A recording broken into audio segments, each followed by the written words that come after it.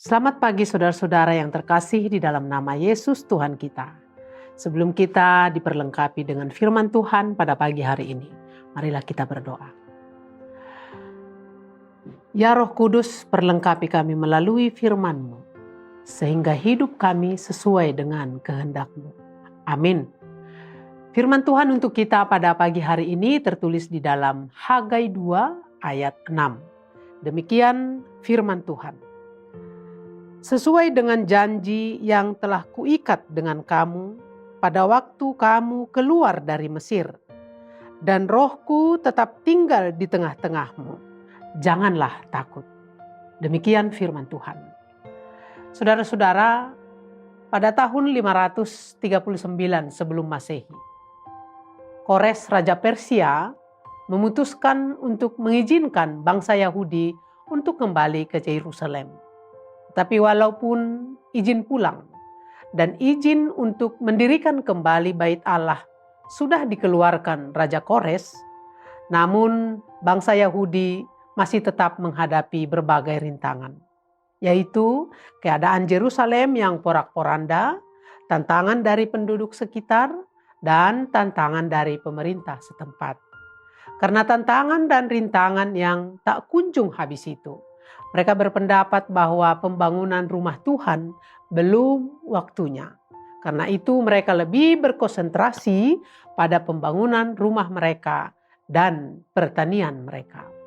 Saudara-saudara, dalam situasi yang demikianlah, Hagai dipanggil Tuhan untuk suatu misi khusus, yaitu memanggil umat Tuhan agar mereka memprioritaskan Tuhan Allah dan memanifestasikannya dengan jalan menyelesaikan pembangunan kembali bait Allah yang sudah mereka mulai 18 tahun sebelumnya.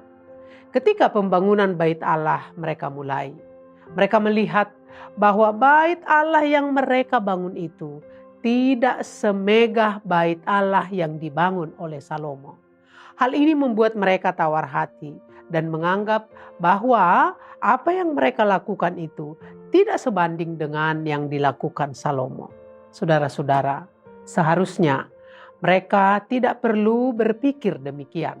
Karena panggilan mereka bukan untuk membanding-bandingkan apa yang mereka kerjakan, melainkan untuk menguatkan hati dan melakukan apa yang ditugaskan Tuhan Allah kepada mereka.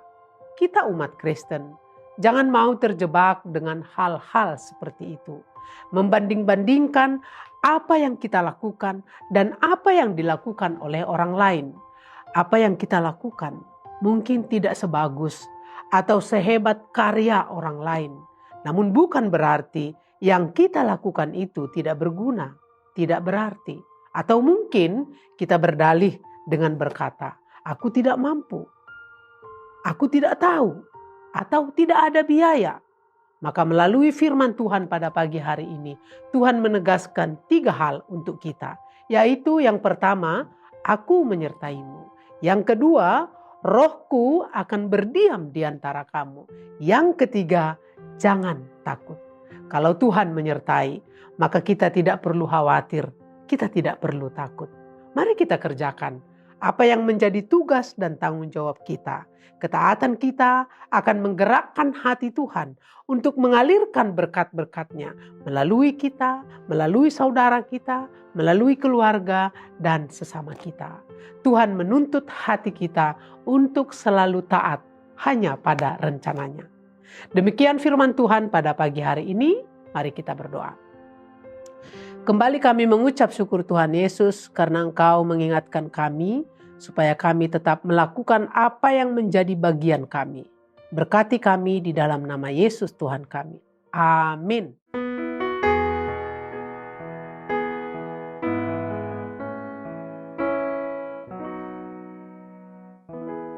Roh Allah yang hidup penuhiku,